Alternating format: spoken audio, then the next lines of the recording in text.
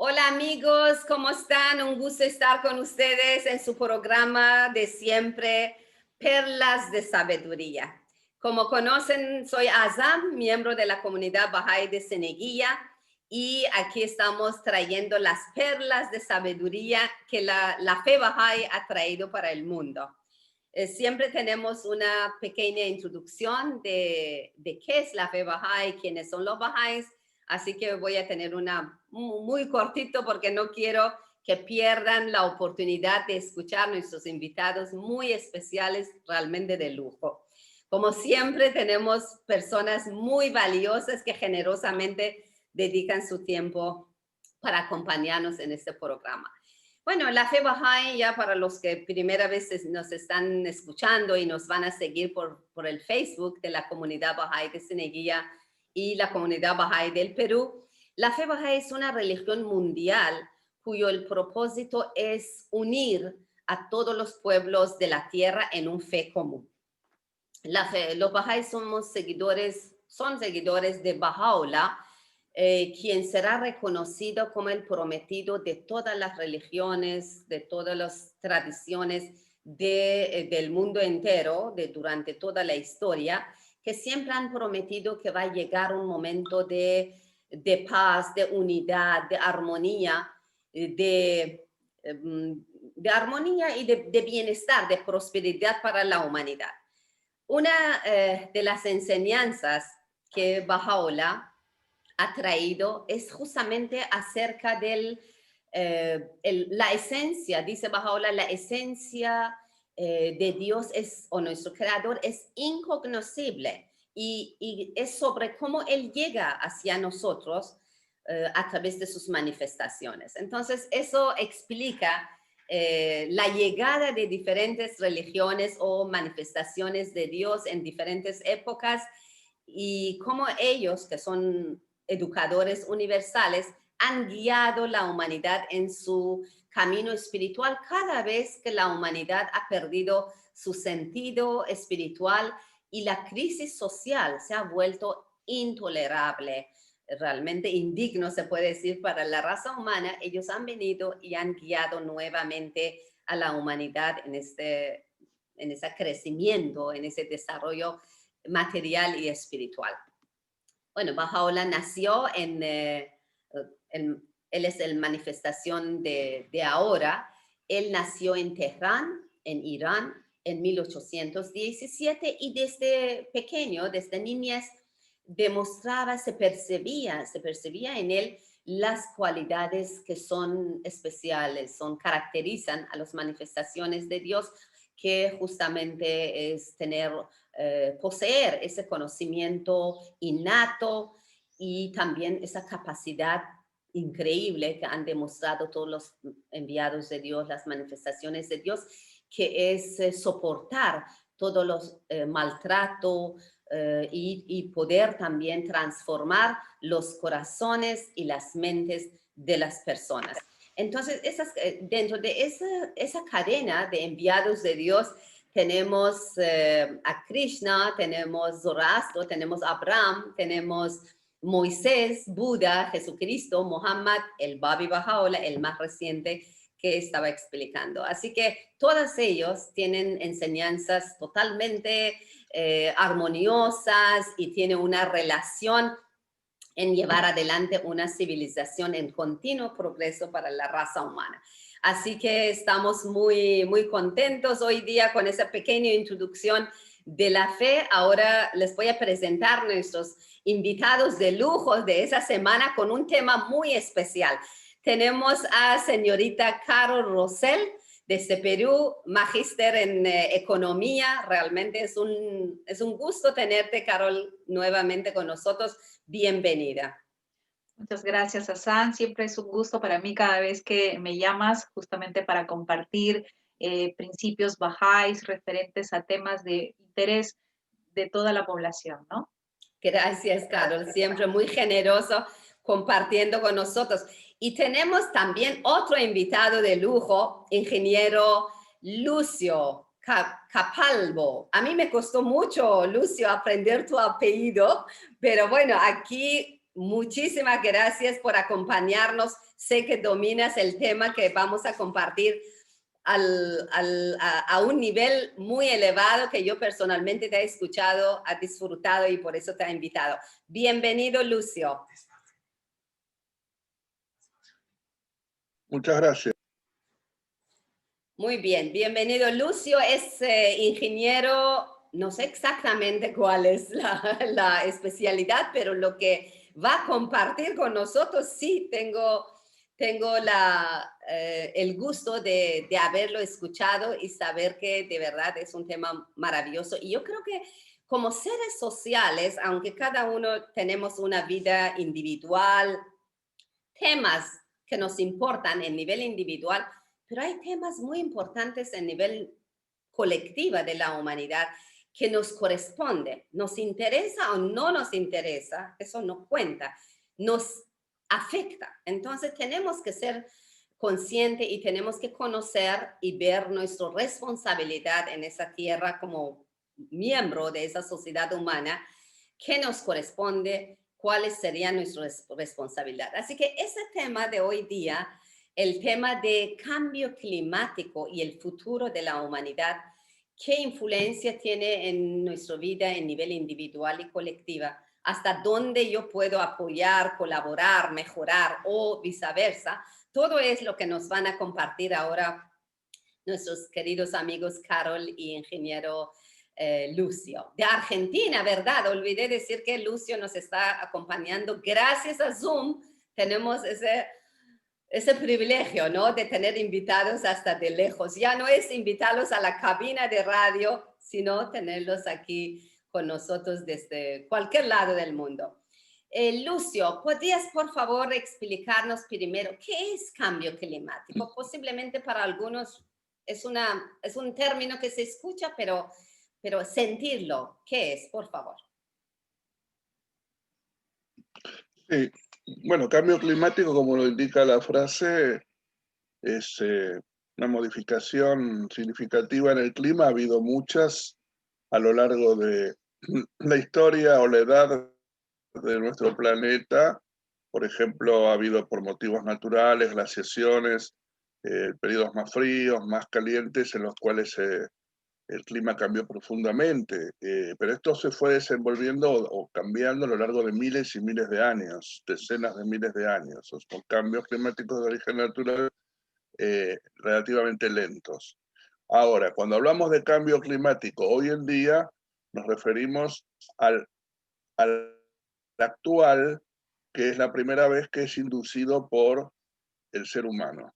Es decir, no es un cambio climático de origen natural, aunque algunos, muy pocos, piensan que no hay una causa comprobada que pueda atribuirse a los seres humanos. La gran mayoría de la comunidad científica, la enorme mayoría, entiende que las acciones humanas están influenciando el clima y esta vez haciéndolo en periodos muy cortos. Básicamente por la emisión de gases de invernadero que se producen en distintas actividades humanas, especialmente desde que comenzó el modelo industrial. Es decir, la agricultura, el uso de la tierra, la deforestación, la industria petrolera, las industrias metalúrgicas, el uso de automotores, las combustiones. El principal de esos gases es el dióxido de carbono, es el que más contribuye. Hay otros, el metano, los óxidos nitrosos, los clorofluorocarbonos y demás. Ahora, esos gases que se liberan por la actividad humana han determinado un incremento paulatino, pero cada vez más rápido de la temperatura de la atmósfera terrestre.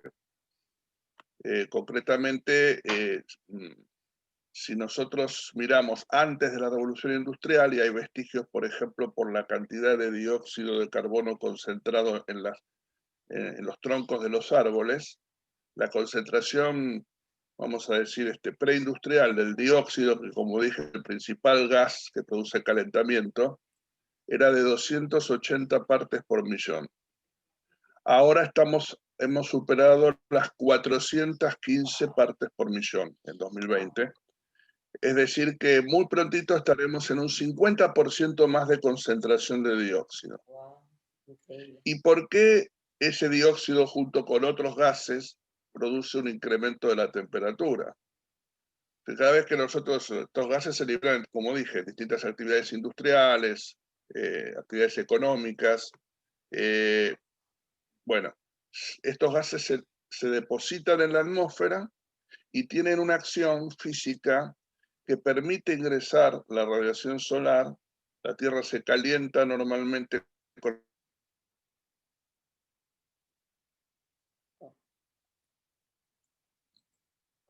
Se congeló. lo hace en forma de radiación infrarroja. Y esa radiación infrarroja, cuando va ascendiendo, llega a la altura en que están estos gases depositados o concentrados, cada vez más, y encuentra una barrera para pasar hacia el espacio exterior, porque las moléculas de estos gases comienzan a vibrar según el pulso de esa radiación infrarroja, y al vibrar rozan otras moléculas de la atmósfera y producen calor. Quiere decir que parte del calor que tenía que salir, liberarse, es retenido, se llama reemisión infrarroja. Entonces, una pequeña fracción vuelve hacia la Tierra y eso va determinando que la temperatura de equilibrio del planeta va subiendo de a poco.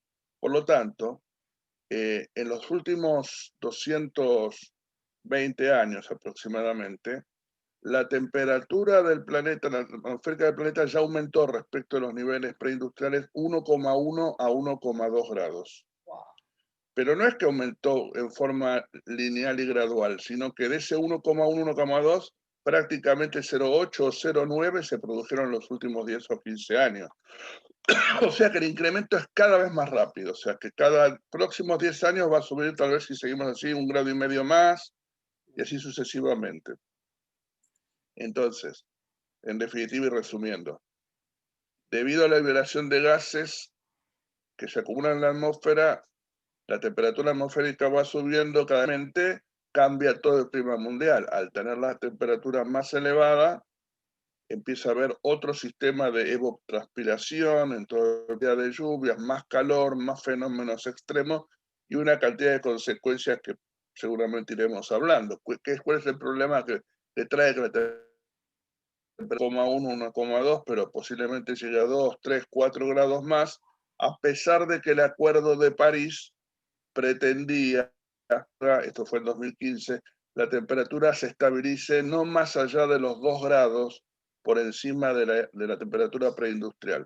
Y si es posible, 5. Obviamente ya hay un consenso muy grande de que no se puede, no se va a cumplir ese acuerdo, que vamos a traspasar holgadamente, lamentablemente, sí. Sí. Y Lucio, gracias. ¿Y cómo es el mecanismo físico para aumento de temperatura atmosférica terrestre, ¿no? ¿Cómo?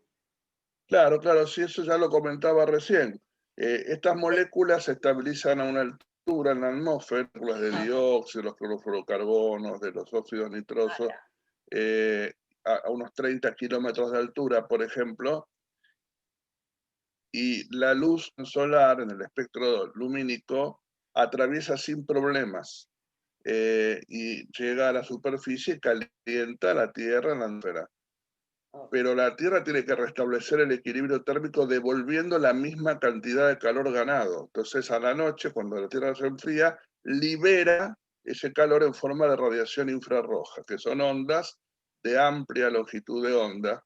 Y sucede que la longitud de onda coincide con la frecuencia resonante de la molécula del gas de invernadero. O sea que son moléculas que por su peso, por su masa, justo vibran en esa frecuencia del pulso infrarrojo.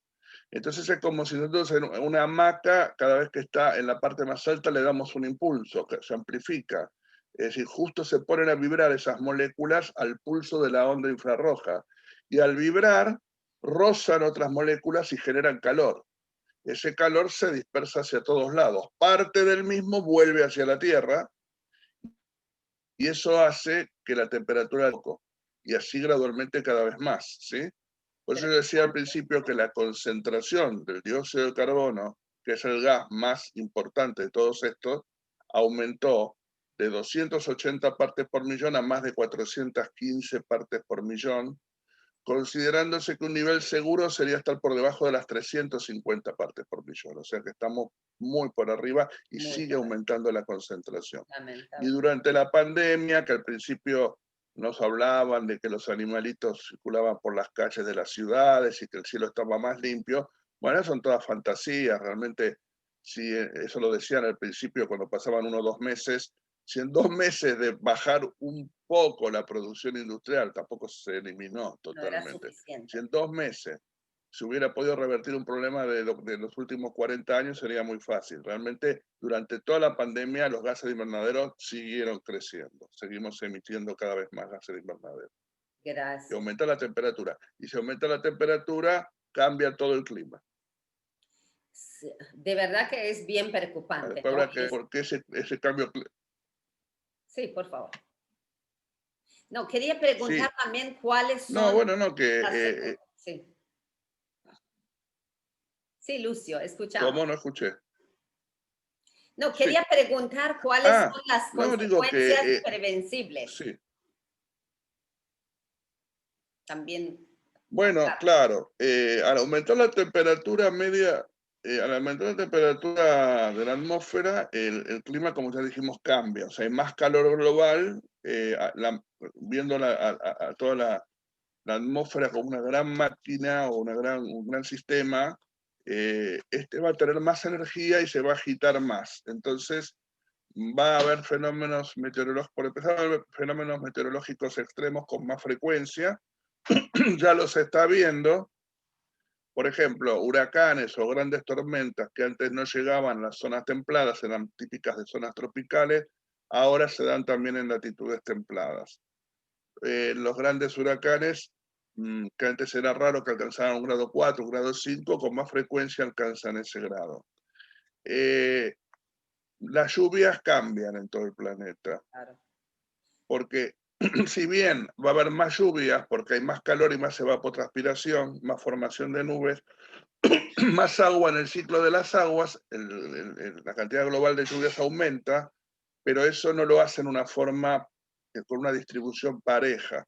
No es que donde llovía 1000 milímetros va a llover 1200, 1300, 1500 y donde llovía 200 va a llover 300 o 400, sino que se modifica todo el mapa de lluvias. Al modificarse el mapa de lluvia, regiones que eran húmedas, que tenían buena lluvia, pueden dejar de tenerla.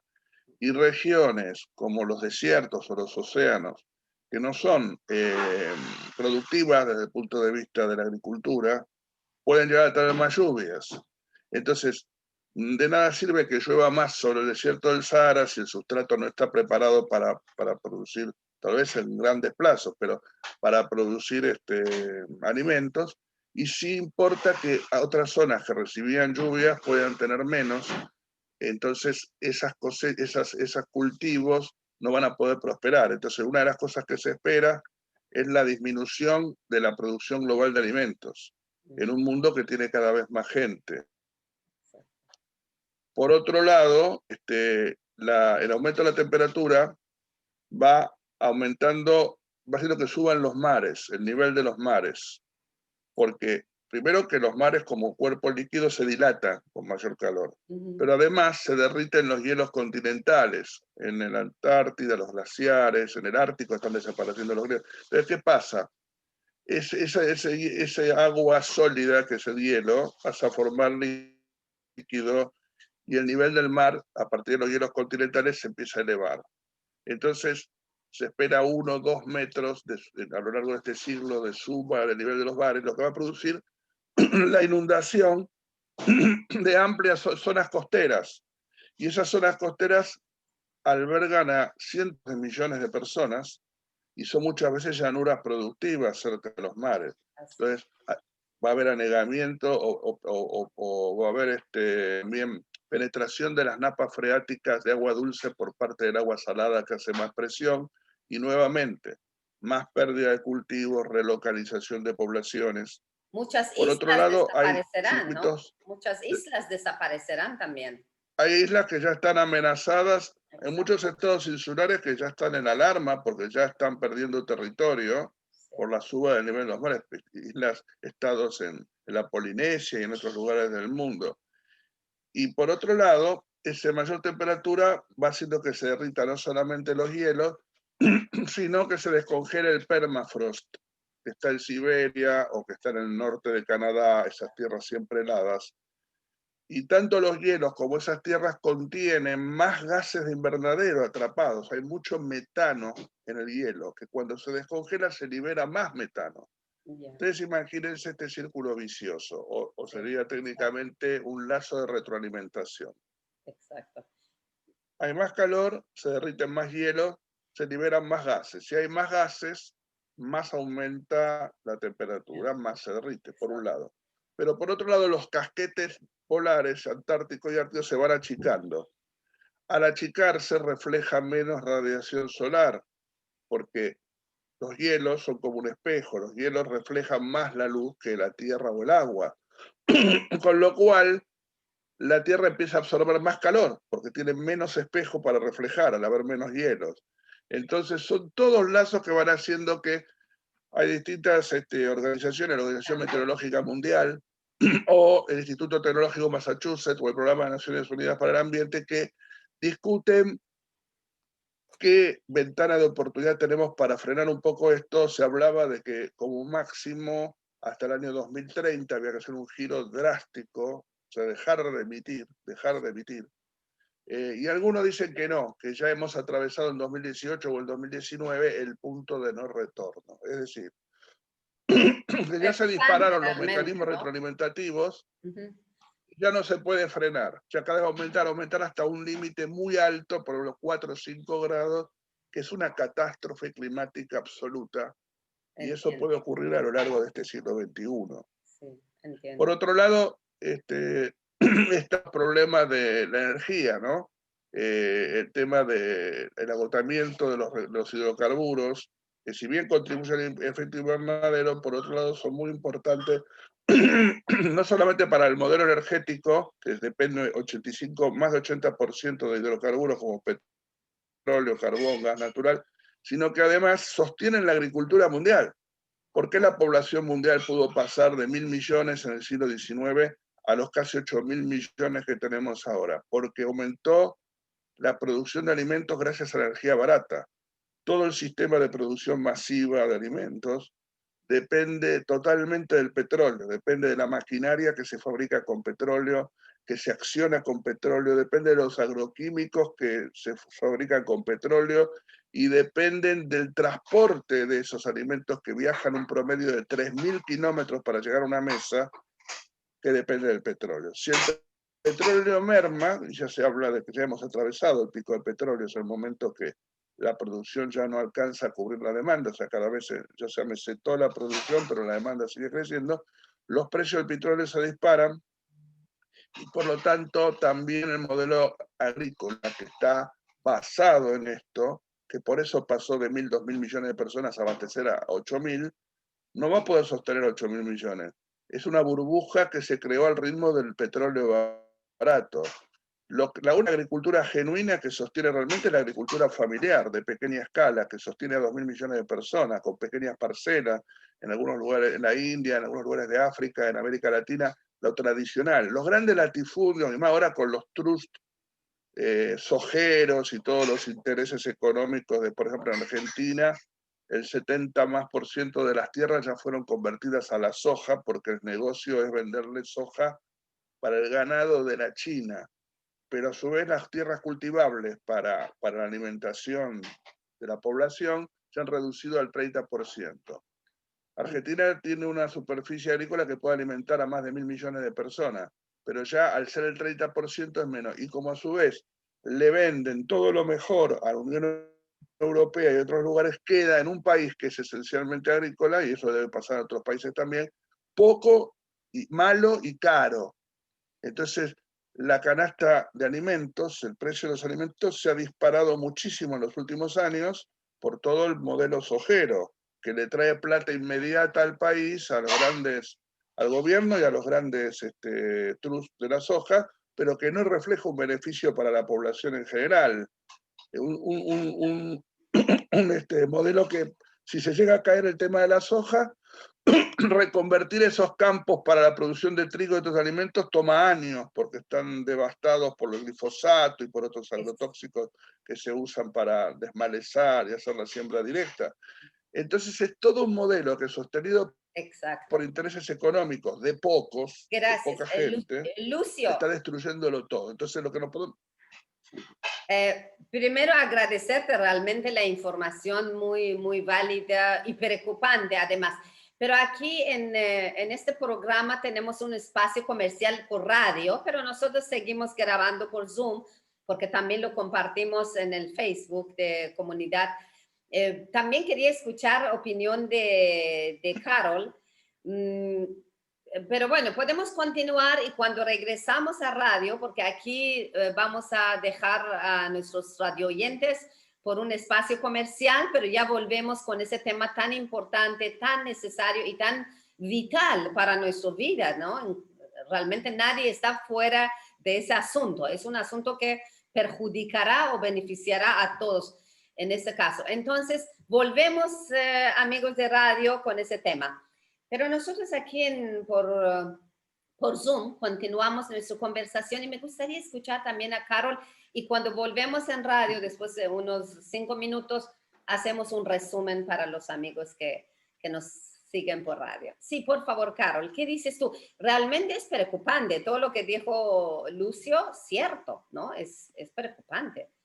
¿Qué dices? Sí, así es. Bueno, en realidad, excelente escuchar a Lucio realmente con una información bastante clara, precisa. Y sin duda existen pruebas alarmantes, tal como él también ya lo mencionó, que ya pueden haber sobrepasado varios puntos de inflexión, que sin duda vamos a tener, digamos, cambios irreversibles, ¿no? En importantes ecosistemas en el planeta. Y así podemos ver, por ejemplo, ecosistemas tan diversos como la selva amazónica, justamente yo que vengo de la selva amazónica, ¿no? Y la tundra antártica también, ¿no? Pueden estar llegando a umbrales ya de cambios drásticos, ¿no? Debido justamente al calentamiento y a la pérdida de humedad. Incluso también los glaciares de montañas también están retrocediendo. Eso lo podemos ver en distintos programas, ¿no? En Discovery Channel, sí, documentales, ¿no? Que están retrocediendo ya de manera muy preocupante desde hace años, ¿no? Y además los efectos producidos por el menor abastecimiento de agua, como también lo dijo Lucio, ¿no? Sobre todo en los meses de sequía, ¿no? Que también tienen repercusiones de muy largo plazo en todos estos ecosistemas. En el año 2018 hubo una publicación del panel intergubernamental sobre el cambio climático, que también creo que hizo referencia a Lucio, donde se concluyeron llegar a tratar de llegar a un calentamiento global de 1,5 grados centígrados, pero tal como lo dijo Lucio, se espera que vamos a sobrepasar ampliamente los 2 grados centígrados. Entonces, eso es bastante preocupante, es sin duda alarmante, porque esto requiere o requeriría, aunque ya hay cambios irreversibles, pero requeriría cambios rápidos, muy rápidos y de gran alcance, ¿no? Para poder frenar esto. Entonces, esto me hace pensar a mí como Bahá'í, ¿no? ¿Qué cosa podemos hacer, ¿no? Sin duda... Eso quiero escuchar, justo eso quería preguntarles, Carol. ¿Qué acciones tomar? Y como Bahá'í, nosotros, ¿qué visión tenemos sobre ese tema y cuáles serían nuestras responsabilidades? Sí. Sí, claro, o sea, sin duda nosotros tenemos que tener un compromiso muy firme de construir una sociedad más sostenible y equitativa.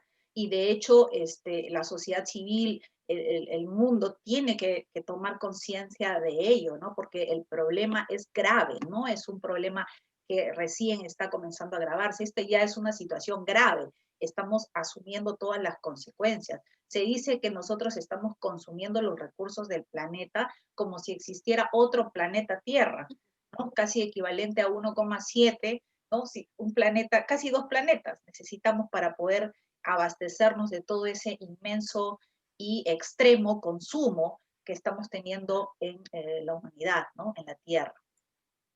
Gracias, Carol. Es cierto, de verdad que a veces como perdemos, como los que tienen una riqueza pequeña y piensan que gastándolo todo, a la vez ya les viene otro. No, la tierra es un tesoro que Dios ha confiado en nosotros como seres humanos, tenemos inteligencia, saber el uso moderado, lo necesario, pero hemos pasado de nuestros límites y de verdad que lo hemos, se puede decir, en usar el término de abuso, lo hemos abusado, ¿no? Hemos sacado más de lo que necesitamos y esa la consecuencia lo van a pagar nuestros también. Puede ser a nosotros también nos toca, pero más nuestras generaciones próximas y eso es preocupante. Yo creo que estamos regresando a radio y sería bueno que también nuestros radio oyentes que nos siguen, después de toda preocupación por la información válida, real, porque es real, no es que uno quiera asustar a la gente por cuentos, sino es real y tenemos que todos conocer nuestra realidad. Y como decía de antes, ese tema nos corresponde a todos, ya no es que... sí, don Miguel, ya estamos en radio, ¿no? Sí, adelante, adelante. Ya, ok. Ya, muy bien amigos, continuamos con nuestro programa Perlas de Sabiduría, un programa auspiciado por la comunidad Bahá'í de Seneguía y seguimos con ese tema tan importante que es el cambio climático, su influencia sobre nuestra vida individual, colectiva y con la información que nos compartió nuestro querido amigo ingeniero Lucio desde Argentina, quien domina el tema, realmente es preocupante y posiblemente con toda esa velocidad que está avanzando el cambio climático vamos a tener, donde no hemos tenido lluvias, vamos a tener lluvias, donde no hemos tenido huracanes, vamos a tener, donde no ha habido, bueno, hay islas. Mi hermana vive en unas islas que justo en Naciones Unidas decía va a ser primera isla que se va a perder en Maldives, Islas Maldivas, en sur de la India. Entonces hay vida por medio, ¿no? Que la gente va a perder su vida, va a perder todo. Eso es serio, es un tema muy serio.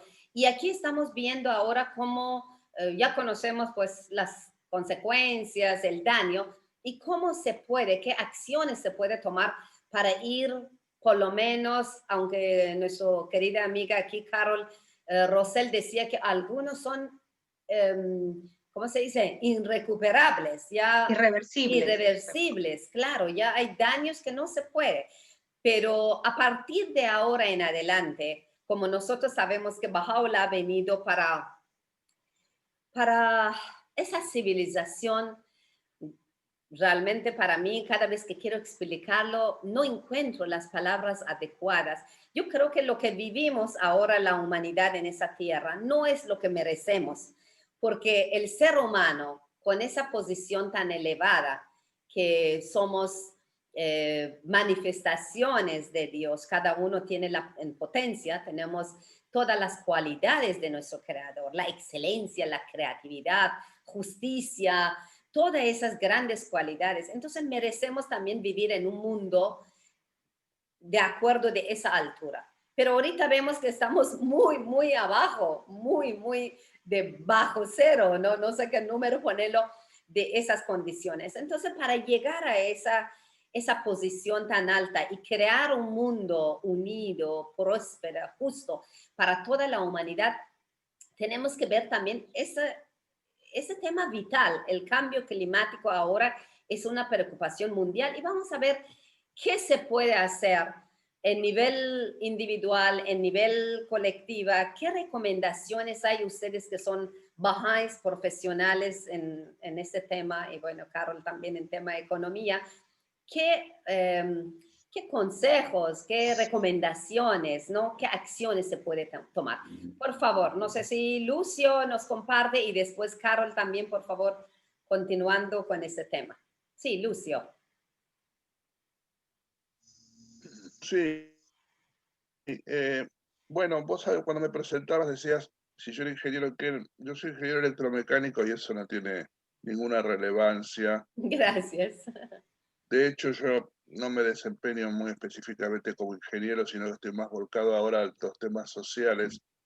Si bien mantengo una conexión a través de la energía solar, renovable, que eso sigo trabajando, a través de una maestría en desarrollo social, posgrados en economía, ambiente y sociedad, y lo que hago en la Fundación Unida, que es una ONG de inspiración Bahá'í, estoy más volcado a todo el tema del desarrollo local, la Además juvenil, artista, perdón, la además sostenibilidad. artista. Yo admiro también tu arte, pero no hubo oportunidad de contarlo. Gracias. Sí, continúe, por favor.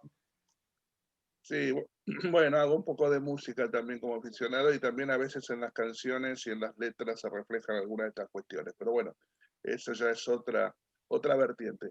Digo, soy un poco un ingeniero hereje, ¿no? ¿En qué sentido? Que, por ejemplo, a veces discutimos en una de las cátedras, en una maestría en la Universidad de Buenos Aires, en la que yo soy docente de 2 materias, y decir, tened cuidado con lo que decís porque la Facultad de Ingeniería es una de las cunas de la productividad y de la insostenibilidad. Entonces hay que decir las cosas, pero con cierta moderación, porque si no, el Consejo Superior, bueno, esas cosas. Yo en ese sentido soy bastante, vamos a decir, Cuidadoso. provocativo o osado, ¿no? Yo adscribo a una visión y una de las últimas publicaciones de la Fundación trata de eso. El título lo dice, decrecer con equidad, nuevo paradigma civilizatorio. O sea, hay una corriente ya establecida hace varias décadas y cada vez más fuerte acerca del decrecentismo. Es decir, que si miramos el consumo global, o sea, porque todo el discurso de sostenibilidad, todo el discurso de la sostenibilidad pasa desde el punto de vista oficial, de los gobiernos, de las empresas, de los medios, por buscar tecnologías apropiadas. Usar energía solar, reciclar más, etcétera, etcétera. Pero no se dan cuenta que a pesar de esas tecnologías que están creciendo felizmente, los indicadores de destrucción, no solamente del cambio climático, sino otros parámetros de contaminación, basura, etcétera, siguen aumentando. Entonces, solamente con medidas de ese tipo, técnicas, y hay un documento de la Sala Universal de Justicia que dice que el tema del ambiente no se resuelve solo con medidas prácticas o pragmáticas y técnicas. Necesita de un cambio civilizatorio profundo. Entonces, si bien esas tecnologías por energías renovables, en las que yo trabajo poco todavía, son importantes, la clave pasa por otra cuestión, que esa cuestión no se la menciona, no se la quiere ver y no se la toca, que es el consumo. ¿Y por qué no se toca el consumo? Porque si pensamos en consumir menos, se desploman todos los sistemas económicos y todos los grandes intereses se ven perjudicados. También se puede ver perjudicado el trabajador, porque si se pierden fuentes de trabajo, es cierto, pero puede haber transiciones, es todo un tema, ¿no? Transiciones planificadas para que la gente trabaje toda, menos tiempo, pero si es un mundo de menos consumo, va a alcanzar igual, porque estamos trabajando para la plusvalía y estamos trabajando para la acumulación ilimitada que finalmente se convierte en el capital financiero especulativo mundial. Entonces, si hiciéramos una economía mucho más austera, eso requiere de no que toda la humanidad pierda acceso al consumo. Hay un 80% que no solamente no tiene que perder acceso, tiene que mejorar su acceso a bienes y servicios. Pero es tanta la concentración de la riqueza en el 20% en el quintil de mayor consumo, que concretamente se acerca al 90% de la riqueza del planeta, ese 20% se lleva los 60 o 70 personajes más ricos del mundo, concentran tanta fortuna como los 4.000 millones, como la mitad de la humanidad más pobre. es tanta la inequidad, la brecha, la injusticia en ese sentido, la concentración de la riqueza, que bastaría con que ese quintil redujera su consumo a niveles dignos, pero no de despilfarro, no de como se está haciendo ahora, y podríamos bajar a la mitad de la gasolina. Cuando vos decías que, cuando Carol decía que estamos consumiendo lo de 1,7 planetas, la huella ecológica está un 70% por arriba de lo permisible por persona, es cierto, pues estamos consumiendo los recursos no renovables, pero los renovables se agotan en agosto o en julio de cada año y ya se acaban. Entonces estamos viviendo de prestado el resto del año de lo que sacamos de abajo de la tierra. Entonces, si redujéramos fuertemente el consumo de ese quintil, entonces alcanzaría para todos. Pero eso requiere de un cambio civilizatorio y ahí aparece toda la concepción de civilización espiritual que trae la fe Bahá'í, ¿no? Que trae Bahá'u'lláh, de una civilización basada en valores espirituales que atienda a las cosas materiales, pero en una medida mucho más sobre, porque esa civilización no va a estar centrada en tener más cosas, sino que va a estar centrada en lo espiritual, el afecto, la familia, la amistad, la participación, la creatividad, el arte y otros intangibles, y no va a necesitar de poseer y poseer y poseer más. Ahora, ¿cómo hacemos para producir ese decrecimiento desde los sectores de mayor consumo? En primer lugar, pues acá viene la cuestión del cambio individual y el cambio colectivo e institucional. Muchas veces la gente dice, yo voy en bicicleta y yo como todo vegano, y creen que con el cambio individual ya está. Está bien, está bien, eso es coherente, pero ¿cómo sabemos que todo el mundo se va a sincronizar y va a tomar ese estilo de vida? Estamos esperando que se produzca espontáneamente, sería una apuesta muy arriesgada. Entonces, yo creo que la sociedad civil tiene que reunirse, organizarse, ponerse de acuerdo en reducir el consumo y ponerse de acuerdo en empezar a peticionar respetuosamente pero firmemente a sus gobiernos que no se pongan del lado del capital financiero, sino que se pongan del lado de la vida, para lo cual algunas cosas que hoy no son ilegales van a tener que pasar a ser ilegales. Por ejemplo, la acumulación ilimitada, inclusive en los escritos bajáis, hay guías muy claras sobre la cooperativización, por lo menos parcial, de empresas, sobre impuestos cada vez más altos para los que ganan más, para que llegue un momento que ni les sirva seguir aumentando el volumen de facturación, porque ya va todo impuesto, ya el porcentaje pasa a ser tan alto que ya lo que agreguen ya pasa impuestos, que van a 7 fondos para distintos fines sociales.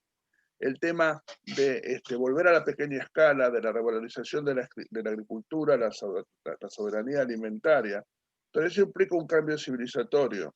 Yo lo que veo es que hay un proceso destructivo del que ya hablamos bastante, pero también hay un proceso constructivo que tiene que ver con muchas comunidades y personas de buena voluntad que se organizan para un cambio de estilos de vida, que todavía no se visibiliza mucho, que no está tanto en los medios, que todavía no tiene tanto impacto. Ahora, a medida que el cambio climático y otros problemas sigan avanzando, nos va a ir forzando ese cambio por las malas. Lo que no podamos hacer, como ya decía la promesa de paz mundial en 1985, a través de una inteligente voluntad consultiva, lo va a pasar a través de inimaginables horrores, lo decía la promesa de la paz mundial. Entonces, si no lo hacemos porque nos sabemos organizar y poner de acuerdo y reformar el sistema de Naciones Unidas y que los pueblos empecemos a incidir de alguna forma en nuestro destino, si no lo logramos de esa forma, bueno, el propio planeta, a través de reacciones cada vez más violentas, y como vos decías, claro, nos irá obligando, pero eso va a ser muy doloroso. Y ya parece que parte de ese dolor al menos es inevitable, ¿no? Exactamente, Lucio, gracias. Sí. Es cierto, como se dice cotidianamente, se dice a la buena o a la mala. Si uno no escucha a la buena, entonces al final las lecciones que se debe aprender, se aprenderá como sea. Carlosita, también quisiera escucharte tu opinión sobre ese tema y después tengo otra pregunta a las dos, por favor. Sí, por favor, Carlos. Bueno, en línea a lo que mencionaba Lucio acerca de esta corriente del decrecimiento, esta corriente pues busca establecer un equilibrio entre los seres humanos y la naturaleza. Sin embargo, es bastante antagónico, ¿no? Las corrientes actuales de economía, ¿no? Los argumentos económicos que están ligados con el consumo, ¿no? Y realmente cuando uno cree que deja de consumir o frena un poco el tema del consumo, va a terminar en un incremento del desempleo, ¿no? Y una gran desestabilización de la economía, ¿no? En el mundo. Entonces, esa es casi como una amenaza, ¿no? Un temor que tratan de inculcar en la población y entonces la gente dice, no, pues entonces el consumo no puede frenarse, el consumo tiene que seguir, ¿no? Y eso realmente son conceptos erróneos, ¿no? Porque para todo hay un equilibrio, ¿no? Entonces, el progreso material que todos queremos, de alguna manera, a nivel individual, familiar, colectivo, ¿no? La comunidad internacional Bahá'í menciona que el progreso material debe reflejar los principios y las prioridades espirituales. Es decir, la búsqueda de nuestro progreso material no puede estar divorciado de nuestras prioridades espirituales, ¿no? ¿Por qué? Porque nuestra propia naturaleza es fundamentalmente espiritual. Y esto ha estado ignorado, ha estado totalmente, ¿no?, dejado de lado, ¿no? Y nos hemos enfocado básicamente en la adquisición de bienes materiales a través del consumismo, el consumismo extremo que justamente nos ha llevado a estas consecuencias irreversibles para la humanidad. ¿Qué corresponde entonces al ser humano? Es tomar conciencia inmediata, tanto para él, su familia, como para sus descendientes, ¿no? De qué van a vivir, en qué planeta van a vivir, qué calidad de vida van a tener, con qué recursos van a contar, ¿no? Entonces, ahorita estamos viviendo en un desequilibrio económico total, ¿no? Que como dice Baha'u'lláh, hay extremos de riqueza, ¿no?, y pobreza, situación que esto tiene que cambiar. Por eso Baha'u'lláh dice que esto debe eliminarse y debe eliminarse de raíz, estos extremos, ¿no? No puede ser que el 20% de la población pueda estar consumiendo el 85% de los recursos naturales de un planeta, ¿no? Esto, ¿dónde, en qué planeta? No tiene ¿En qué lógica. planeta se ha visto, no? Entonces, indudablemente, esto hace pensar, ¿no?, que tenemos que cuestionarnos un poco nuestros estilos de vida, ¿no?, nuestras formas de vivir, tratar de consumir el mínimo, no sé, de pronto ser minimalistas, tener lo básico, lo elemental, tratar de que podamos adquirir, por ejemplo, o que se puedan producir productos reutilizables, productos que puedan ser de pronto reciclables, ¿no? Que no sean productos descartables, ¿no? Porque eso no ayuda digamos, a la sostenibilidad del planeta, ¿no? Gracias, Carlosita. En verdad, sí, sabemos que el ser humano es consumidor, tenemos que consumir, pero estamos hablando del daño del extremo en el consumismo, ¿no? Porque consumir, claro que tenemos que consumir porque tenemos una naturaleza física, material que necesita y tiene que satisfacer sus necesidades básicas. Pero también quisiera saber, bueno, tenemos poco tiempo para conversar y bueno, un poco después como resumirlo en pocas palabras que pueden hacer nuestros seguidores de Facebook y radio oyentes. ¿Qué medidas está tomando la comunidad Bahá'í? Porque hay un plan mundial de construcción de comunidades. ¿Eso ayudaría y cómo ayudaría? A ver si nos comparten un poco sobre ese tema también, por favor. Lucio, ¿desea empezar? Sí, sí, justo quería referirme a eso. Me parece que lo que sostiene esta maquinaria en funcionamiento y como con esa sensación de que no lo podemos parar es el sistema bancario que permanentemente bombardea y va generando, incitando al consumo de ese 20% mayormente. Y lo que le sirve mucho al sistema para seguir así es que la sociedad esté exclusivamente formada por Estado, mercado e individuos. Porque hasta la familia está como destruida, muy reducida. Entonces, al ser un sistema de Estado, mercado e individuos, nos mantiene divididos y no logramos organizar una acción colectiva diferente. Entonces, la palabra clave que vos ya mencionaste, Sam, es comunidad. De hecho, en la fe Bahá'í se habla de que en la propia fe hay tres actores claves: las instituciones, los individuos y la comunidad. Y si la fe Bahá'í, como dice Fendi, una de las figuras centrales de la fe Bahá'í, la fe Bahá'í es núcleo de la administración Bahá'í, lo del nuevo orden mundial, podríamos pensar que también la nueva sociedad necesita las tres cosas: instituciones de gobierno, por supuesto, y comunidades. Lo que está faltando son las comunidades. Eso lo han mantenido algunos pueblos originarios, lo han mantenido en todo el mundo, muy atravesados, muy avasallados, muy transculturizados por el sistema imperante, pero de alguna forma el Centro Mundial Bahá'í, como guía en la Casa Universal de Justicia de la Comunidad Bahá'í Mundial, está muy realizada, muy acertada en la idea de construcción de comunidad. Porque cuando se empieza a generar el nosotros, cuando empieza a haber conciencia, no solo individuos, sino que estamos en una comunidad y que entre todos tenemos que decidir cómo queremos seguir, en ese conjunto de personas que comparten algo, que viene, esto de comunidad no viene solamente de común unidad, que viene también de comunir. Yo le doy al otro y el otro me da a mí, nos damos, ¿sí? El dar.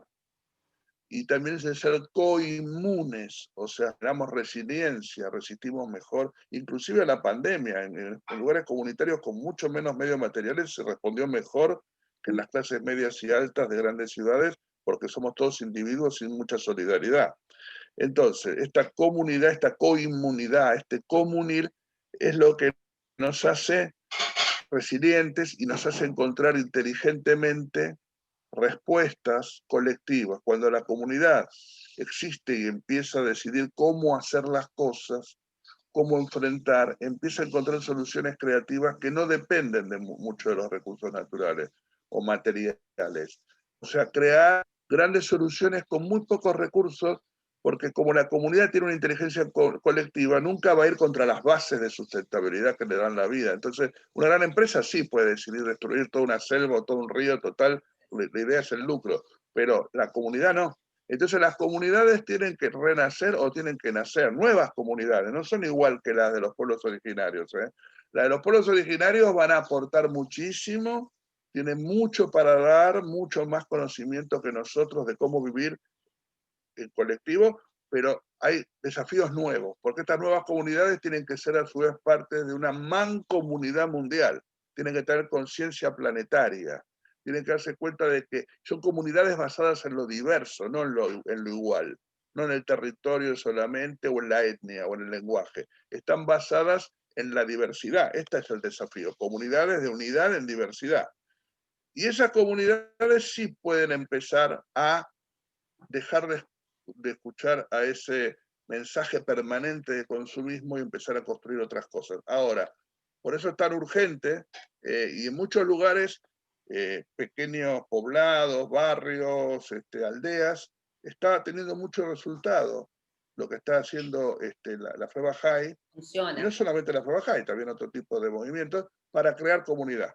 Ahora, el gran desafío es cómo crear comunidad en grandes ciudades donde vive, no sé, la mitad o más de la población mundial. Es un gran desafío, es muy difícil, pero yo creo que ciertamente la palabra comunidad es la clave del cambio. Perfecto, muchísimas gracias, muy válido. Y Carolcita, ¿qué dices tú sobre este tema?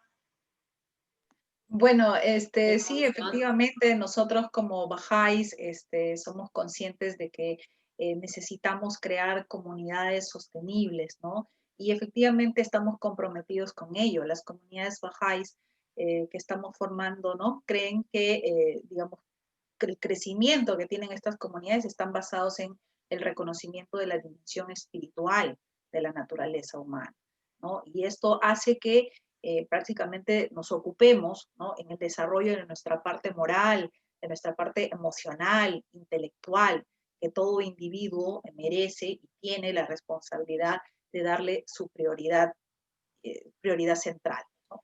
Entonces, las comunidades que estamos formando en el mundo, ¿no? Las comunidades bahá'ís, es muy interesante, muy interesante que, digamos, el mundo, los líderes mundiales en algún momento pongan su vista, ¿no? Presten atención a lo que estamos creando, lo que estamos formando. Probablemente nuestras comunidades todavía están incipientes, pero nuestra visión es grandiosa hacia donde queremos llegar, ¿no? Estas comunidades que estamos creando dan garantía a la libertad de la religión. Los programas de instituto que tenemos buscan cultivar las potencialidades ilimitadas en la conciencia humana y persiguen como meta principal la participación de todo el pueblo en la generación y la aplicación del conocimiento. Entonces, estas comunidades realmente que estamos formando promueven el respeto, tanto para los derechos como para las responsabilidades.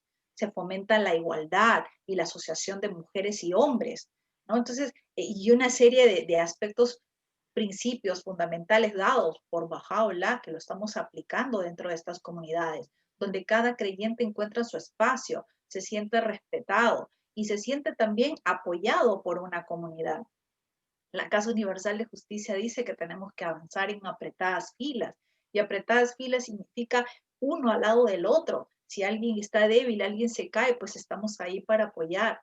Y es que es así como debe crecer una comunidad que dé esperanza a la población, ¿no? Entonces, hay mucho que decir con respecto a las comunidades, pero sí creemos que este desarrollo, este crecimiento de estas comunidades, sin duda, van a dar frutos, y diversos frutos, por ejemplo, de la ciencia, de la tecnología, que van a beneficiar a la sociedad completa, ¿no? Y también será de disponibilidad para todos. No me quiero extender porque sé que estás corta de tiempo.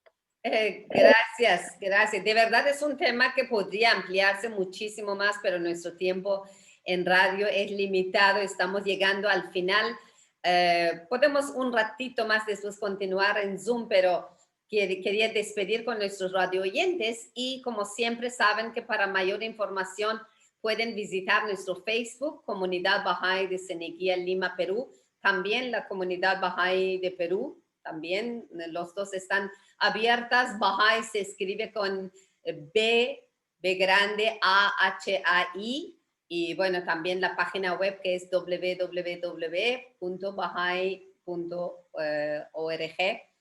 de PE, que es Perú. Siempre están también bienvenidos para sugerirnos temas de su interés. Podemos traer profesionales, especialistas desde perspectiva Bahá'í para que comparten también el tema. Muchas gracias por acompañarnos y despedimos en radio, y yo quisiera unos minutos más para Zoom para que sacamos también alguna conclusión y si tienen algo más para decir nuestros invitados.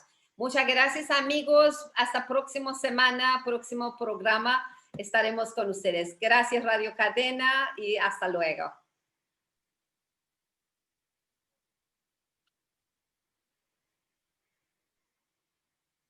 ¿Con Miguel? Bien. Entonces, nosotros podemos seguir de repente terminando. Ya, señora San. Sí, gracias. Señor Miguel es señor San, gracias. de radio. Gracias, muchas gracias por acompañarnos. Un gusto, hasta el próximo fin de semana. Hasta luego, hasta luego, hasta luego, hasta luego. Hasta luego. Bueno, Hasta nosotros luego, hasta aquí luego. continuamos para terminar el tema, ¿no? Y de repente si tienen algo más sobre el tema en general. De verdad que personalmente a mí me parece un tema que vale la pena de vez en cuando volver a mencionarlo, porque es algo como la vida material es tan atractiva y tan, ¿cómo se dice?, absorbente. Nos tomamos un ritmo de vida y nos olvidamos de esos detalles donde yo puedo contribuir como miembro de una sociedad humana en continuo progreso, hasta dónde es mi límite de uso de los recursos, porque como ha nacido en esta tierra no quiere decir que soy dueño de todo.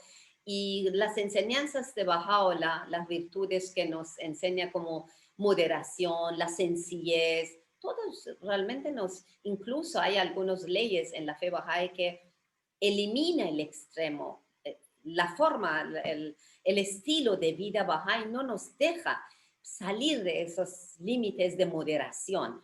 Yo creo que, por ejemplo, tenemos una ley que tenemos que ser conscientes de nuestro consumo y de satisfacer las necesidades básicas de la vida, como pagar alquiler de mi casa, educación de mis hijos, alimentación, y a partir de ahí recién incluso podemos cumplir con esa ley, ¿no? Que es una ley, se llama derecho de Dios. Eso quiere decir que estamos obligados que ser conscientes en todos nuestros gastos. Si quiero comprar 2 televisores, pensar, ¿lo necesito? ¿Realmente es necesario o no? Yo creo que eso hace que nuestra conciencia va a estar en constante función y en constante alerta de medir. Y es algo que muchas personas en la sociedad humana lo han perdido porque la publicidad, la fuerza de todas esas cosas atractivas que nos ofrecen hacen que uno compra y compra y compra sin pensar, ¿lo necesito realmente? ¿No?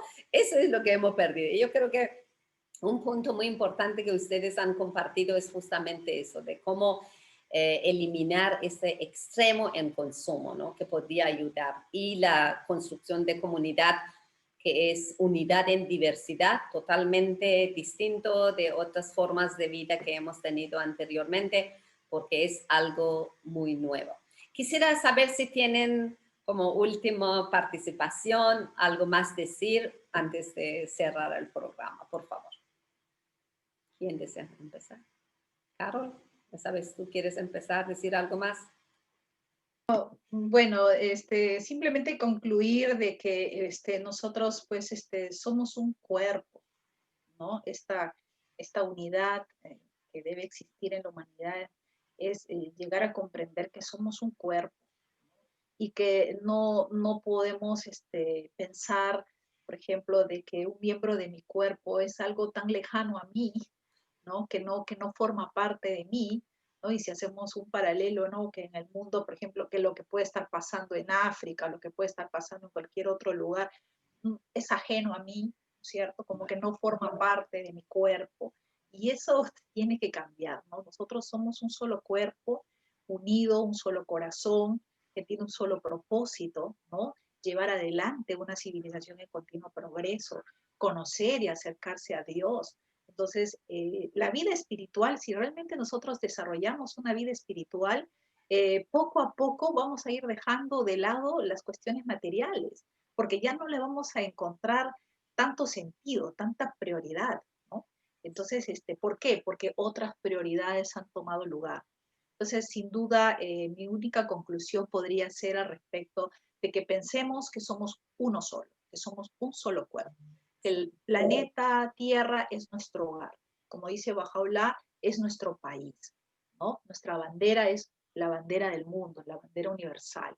Y hacia eso debemos apuntar. Aunque suene así muy filosófico, suene como un sueño, en realidad, si nosotros tomamos conciencia de esa enseñanza, realmente vamos a llegar a tener cambios profundos e integrales en la historia de la humanidad. Muchas gracias. Gracias. Lucio, por favor. Sí, sí. Yo creo que la conciencia de la unidad de la humanidad es el primer punto, eso es fundamental y es la base de toda la construcción que podemos hacer. Reconocernos como una sola familia habitando una sola casa que es el planeta. Está muy bien esto de ser austeros y moderados en el consumo. Hoy mencioné así al pasar el concepto de huella ecológica, que es un indicador bastante interesante que muestra qué superficie del planeta usamos para proveernos todo lo que usamos, desde la energía, el alimento, la ropa, los artefactos, todo, la vivienda. ¿Qué porción del planeta necesitamos para proveernos de todos esos recursos? Ustedes saben que la Tierra admite 1,9 más o menos hectáreas por persona. Si dividimos las tierras emergidas al revés, el número de habitantes por las tierras emergidas, nos da 1,9 hectáreas. El promedio mundial está en 3,2, ahí está el 70% de más que se mencionó hoy, ¿sí? Hay países que viven con 0,3 hectáreas por persona, en países de África, y hay países que tienen 15 hectáreas por persona de promedio, ni hablar de los más ricos, mucho más. Entonces, nosotros tenemos que bajar nuestro consumo individualmente. Inclusive hay sitios en internet que uno puede entrar y decir, bueno, a ver, te preguntas qué vivienda tenés, tenés auto, cuántos viajes en avión haces, qué comes, te pones los datos fundamentales y te dice aproximadamente tu huella ecológica, ¿sí? Entonces uno puede encontrar que a lo mejor está, el promedio mundial es 3,2, lo admisible es 1,9, y entonces a lo mejor a uno le sale que, por ejemplo, que está usando 1,6 hectáreas. Uno se queda tranquilo, dice, yo cumplo, yo estoy por debajo, porque como decía grandes filósofos, ¿no es cierto? Immanuel Kant, una ley universal es aquello que todos pueden hacer, y que si ya alguien no puede beneficiarse de ello, entonces ya no puede convertirse en ley universal. Yo puedo consumir mientras todos puedan consumir lo mismo, si no, no es ético. Entonces, si yo consumo 1,6, estoy por debajo del promedio que admite el planeta, estoy bien. Pero me quedo tranquilo. Esto es lo que yo digo. Si yo sé que yo ya estoy dando un ejemplo, está muy bien, es la base de todo. Pero digo, ¿qué vamos a hacer con el que tiene una huella ecológica de 10, de 20, de 30, de 40 hectáreas, ¿sí? Que despilfarra, que vive arriba de aviones, que tiene yates? Yo he escuchado a hombres de los más ricos del planeta, una de las fortunas más grandes del planeta, o la fortuna más grande del planeta, decir que la solución está en ir a Marte, porque no podemos parar con este modelo. Reconoce que este modelo está destruyendo el planeta, pero que hay que ir a Marte y seguir en Marte, que está invirtiendo para ir él está poniendo plata para ir a Marte. Me parece absurdo a mí, ¿no? Entonces, ¿qué vamos a hacer con los que piensan de ese otro modo? Yo sé que hay una libertad que no podemos avasallar, pero las libertades tienen límites. Yo no tengo libertad de matar. Y si atrás de ese sobreconsumo estoy produciendo muerte y destrucción de la vida, es matar. Entonces me parece que también hay que encarar alguna acción colectiva, pacífica, para ir generando una conciencia que se refleje en la legislación, ir cambiando. Y esto no es política partidaria, no tiene nada que ver con la política partidaria, esto tiene que ver con la política de la vida, con la política de la subsistencia de la humanidad. Entonces me parece que también hay que ir creando espacios para ir impulsando cambios en las leyes. Por ejemplo, como ya fue mencionado, la obsolescencia programada. No puede ser, o sea, no puede que se produzca para el descarte. Hay que tener normativas que prohíban que para beneficiarse económicamente un productor haga algo que hay que cambiarlo cada rato. Bueno, y así, ir avanzando también en las instituciones, las leyes, las formas de vida colectiva. Y me parece que los bajáis tenemos una tarea ahí también. A veces nos frenamos por miedo a meternos en política partidaria, pero esto no se trata de política partidaria, se trata de una ética global. Entonces está bien reducir el consumo de uno, pero también hay que ver qué podemos hacer para que este estilo de vida más espiritual se empiece a expandir en muchas más comunidades, ¿no? Esa es también la reflexión que quiero dejar, cómo sería un accionar en lo social, ¿no? Más de tipo institucional. Excelente. Estoy muy agradecida de los aportes de los dos. De verdad que muy, muy valioso y hay que reflexionar, hay que tratar de entender y empezar a cambiar el estilo de vida, mayor conciencia y mayor influencia también en nuestra sociedad, en nuestro entorno. Posiblemente no podemos tener influencias a nivel mundial, pero cada uno asumiendo su parte en nivel comunitaria, en nivel del entorno cercano, ¿no? Del entorno cercano, sí realmente podemos hacer cambios.